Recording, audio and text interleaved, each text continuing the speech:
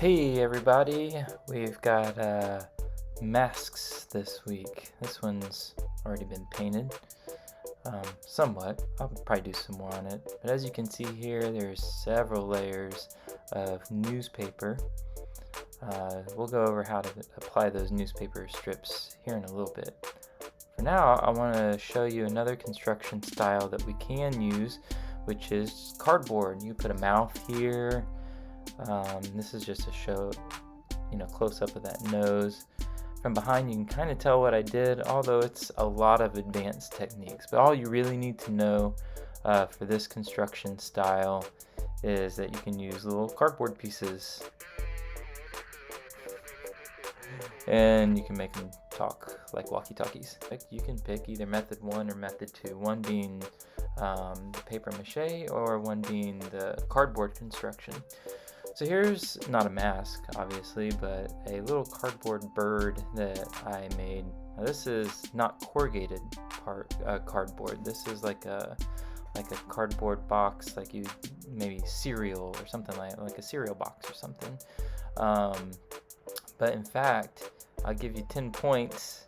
I don't know what those points are towards. But anyway, I'll give you 10 points if you can tell what kind of cardboard that little cardinal was made out of.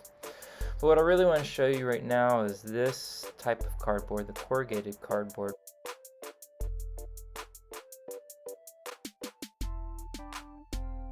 See, that nose and that eyebrow, I kind of folded from behind, but you can also attach pieces to one another. So if you take two pieces and you try to stick them together, there's a couple ways to do it. You can cut a groove out. So I basically ripped a piece out of the first ply, didn't go through all the way, and it allows me to make a bend like that. But if you want to put two of them together, like two separate pieces together, you first need to get a parent. Don't use a razor blade like Mr. Dustin. Get an X-Acto blade, or have your parents get an X-Acto blade. You make a thin cut through just one side, and then you can peel off the corrugation. Sorry, my robot was telling me what time it was. So it's really clean right here, and so now the two pieces fit into each other real nice. You can actually get a pretty good seam when you've made that little cut. And even if a little flaps over, and you'll see that here in a second, you can take a razor blade, a knife or something, parents can do that, and cut that little flap off. Alright, so craftsmanship is not so key. I mean, here I'm showing you hot glue gun, you can stick it together. This is a mask I made last Halloween, I think. You can see my construction style. I wanted the front of it to look like it was handmade. I didn't want it to look just like a skull. I wanted it to almost look like an illustration of a skull. But that's why I didn't paint it all the way. I left some of that black so it could have some of that illustration and design. But you saw the construction of the cardboard. Alright, so this is paper mache. This is probably something that you've done before. Taking strips of glue paper and putting them over a form. So I got some tape and some scissors, got some Mod Podge here. This is glow in the dark. Wouldn't that be cool if I made a mask with glow in the dark Mod Podge? But basically for paper mache, you want to mix up a thick, like a watery but thick watery mixture. You don't want it just the glue. So you actually want less water than what I even put in there, and you want way more glue than that. I would say almost like a 20% water, 80% glue, or maybe 30-70. But in any case, let's speed this thing up.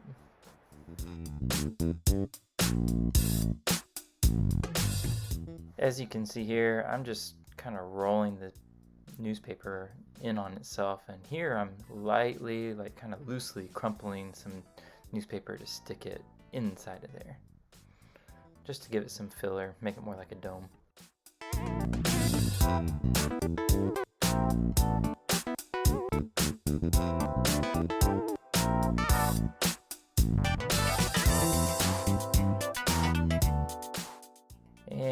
here I'm just putting some tape on, just making sure that it's kind of like a dome.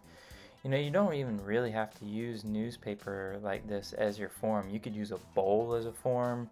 You could use just a random object. Some of you that are making, like, let's say an astronaut helmet, you could use like a gallon water jug even as a form. It does not have to be rolled up newspaper. That's how I do. But here I'm taking plastic and wrapping back over the mask. This is a protective barrier for your glue strips so they don't stick on the form that you just made. So here, instead of a plastic bag, I'm using saran wrap. Now, you're gonna see me do this very loosely and very quickly, but you're gonna want it a little bit tighter than that unless you build up a lot of form later. These are the things I'm gonna use to build some forms. I'll come back here in just a second.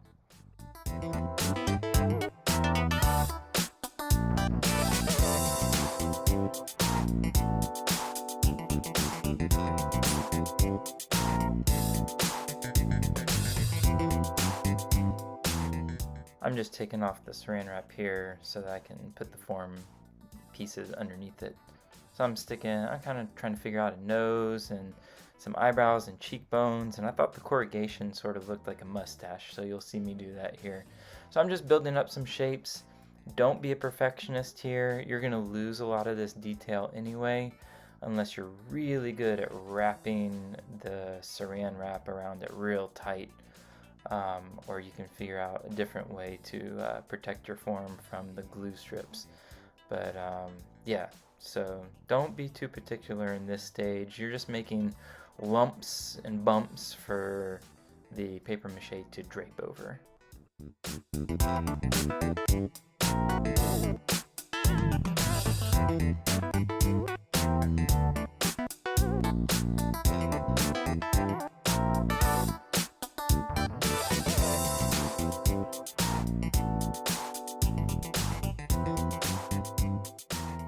Okay, I'm putting the saran wrap back on, but man, I did a bad job at getting it like down into the features I just made. It's way too loose. You'll see that whenever I start doing the strips. So I am going to say, take a little more time than me on getting that saran wrap down in the grooves. I've also seen people use packing tape over it, because the glue mixture won't stick to the packing tape very easily. You just want to make sure it's fully covered in the newspaper. So I'm cutting a few strips here, and I'll be right back.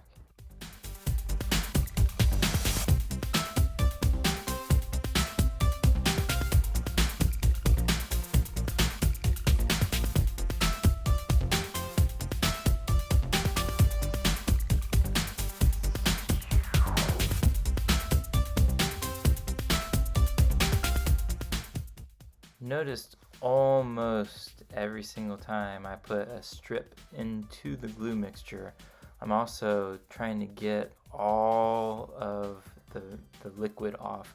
I know this is sped up quite a bit, but I'm squeegeeing out as much of that liquid as I can. I don't want it to be sopping wet whenever I go to my mask. So you dip it in, you pull off all the excess liquid back into the bowl, and then you go back to putting it onto your mask and smoothing it out.